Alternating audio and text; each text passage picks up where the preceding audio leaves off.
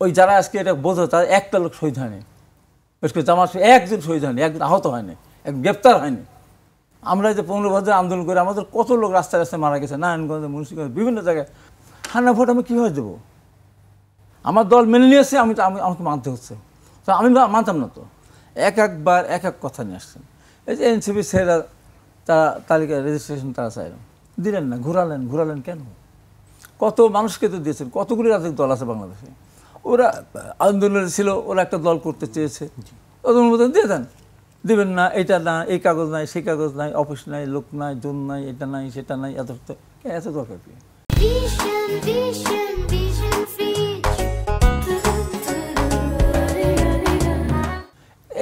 বিশেষ বিবেচনা তাদের দেওয়া উচিত ছিল। আবার যখন তারা সাপ্লাই নিয়ে করলো, দেওয়া যাবে না, এটা হবে না, সেটা হবে না, ইতে নাই, কী বলে এর ভিতরে লেখা নাই, এই তালিকার মধ্যে নেই, কত কথা। আমি বললাম বাবা ওরা চাচ্ছে দেন না কেন? সাপলা দিলেই কেউ 10টা সিট বেশি পাবে এমনি? সাপলা দিলেই মানুষ মনে করে সাপলাকে ভোট দেই। সাপলা তো আমাদের জাতীয় ফুল, এই তো চাচ্ছে দেন না কেন? এতদিন পর ঘুরায় ফিরে এখন দিলেন, 20 দিলেন, সাপলাকে ফুটতে হবে তারপর, এই তো। এগুলো সব তামাশা। এই জন্যই বলি যে এই যে এখন যে সিস্টেম দেশটাকে যেদিকে নিয়ে গভীর সংকটের খাদের কিনারে কিন্তু নিয়ে গেছে অলরেডি, কিন্তু ওনারা বুঝতেছেন না যে একটা নির্বাচন সুষ্ঠুভাবে না হলে দেশটা কোথায় যাবে। দেশের জিডিপি নিচের দিকে 3% নিচে চলে এসেছে।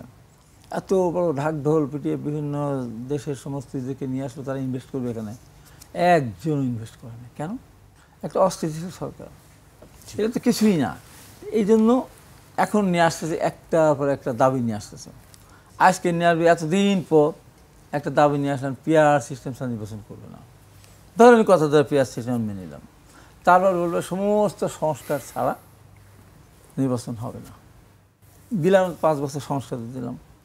তারপরে বলবে যে সমস্ত বিচার কার্য সমাধান না হওয়া পর্যন্ত নির্বাচন হবে না। দিলাম 10 বছর, তাহলে 3, 5 আর 10, 18 বছর চলে গেল।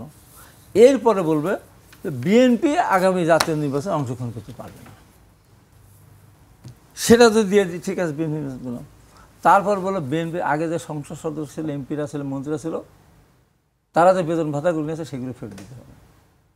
এই যে আবেদনটা এইরকম পথে চলে যাচ্ছে, এইরকম পথে যাচ্ছে, দেশটাকে কোথায় নিচ্ছে বুঝে না বুঝে ওই জায়গায় নিচ্ছে। তারপরেও যারা দাবিটা করছে তারা কারা তারা এই দেশের জন্য এতটুকু অবদান তাদের নেই, এক ফোঁটা অবদান নেই। স্বাধীনতার বিরোধিতা করেছে তারা, সরাসরি স্বাধীনতার বিরোধিতা করছে। আমার 30 লক্ষ মামুনের হত্যার সাথে জড়িত তারা আমার বুদ্ধিজীবী হত্যার সাথে জড়িত, তারা আমার মেয়েদের 2 লক্ষ মামুনের সমরহানের সাথে জড়িত, বাংলাদেশের জ্বালিয়ে পুরো ছাড়খাড় করে দিয়েছিল, তাদের সাথে তারা জড়িত। শেষ করি, এই দেশের কোনো কিছুর সাথে তাদের কোনো অবদান। এর সাথে আন্দোলন আমরা করেছি। ওই যারা আজকে এটা বোঝো তার একটা লোক শহীদ হয়নি, জামাত একজন শহীদ হয়নি, একজন আহত হয়নি, একজন গ্রেপ্তার হয়নি। আমরা যে 15 বছর আন্দোলন করে আমাদের কত লোক রাস্তায় রাস্তায় মারা গেছে, নারায়ণগঞ্জে, মুন্সিগঞ্জে, বিভিন্ন জায়গায়। বিদ্যুতের দামের বৃদ্ধি প্রতিবাদে, গ্যাসের দাম বৃদ্ধির প্রতিবাদ, লস্যির প্রতিবাদ, আমি নিজে মার খেয়েছি, রাস্তায় বারে মার খেয়েছি, একটা লোক তাদের মারা যায়নি।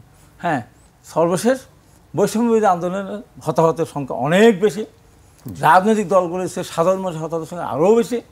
তারপরে রাজনৈতিক দল বিবেচনা করে তাদের বিএনপি তার ভিতরে অনেক বেশি। যারা কোনো আন্দোলন করলো না, দেশের মানুষের জন্য আন্দোলন করলো, দেশের দ্রব্য উদ্যোগের বিরুদ্ধে আন্দোলন করলো না, একটা জীবন দিল না, তারা এখন দেশের মালিক হয়ে যাচ্ছে, মালিক সেরে যাচ্ছে, যা বললো তাই হবে। তারপর যদি আপনি গণতান্ত্রিক হিসাবে দেখতে চান, তাহলে 8টা দলের বাইরে সব দলগুলোতে নির্বাচন চায়। এবং আজকে যে কথাটা আছে, এই যে হানা ভোট আমি কীভাবে দেবো? আমার দল মেনে নিয়েছে, আমাকে মানতে হচ্ছে। তো আমি মানতাম না তো। হানা ভোট হয় একটা ইস্যুর উপরে, একটা ইস্যু হানা, সারা পৃথিবীতে একটা ইস্যুর উপরে হানা হয়েছে। এখানেও আপনার 84টার ভিতরে আমি 10টা পছন্দ করি না, 50টা অপছন্দ করি, তাহলে আমি হ্যাঁ বা কীভাবে দেবো? এটা আমার প্রতারণা করাচ্ছে না, জাতির সাথে একটা প্রতারণা করাচ্ছে। এই প্রতারণা যারা জাতির সামনে করতে চাচ্ছে, আমি মনে করি তাদের এই দেশের মানুষ তাদের বিচার হবে।